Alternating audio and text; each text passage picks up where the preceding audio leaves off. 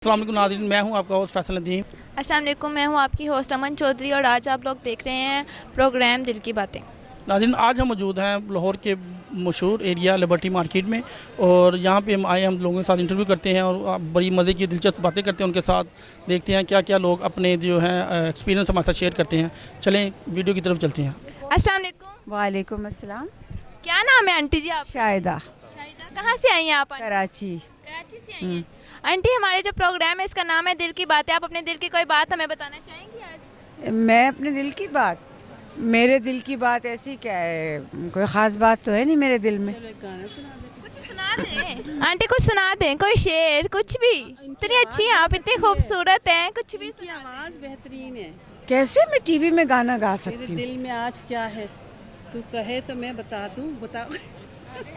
मेरे दिल में आज क्या है, तू कहे तो मैं बता दूं। तेरी जुल्फ पे सवारूं, तेरी शाम पे सवारूं। बस थैंक यू सो मच।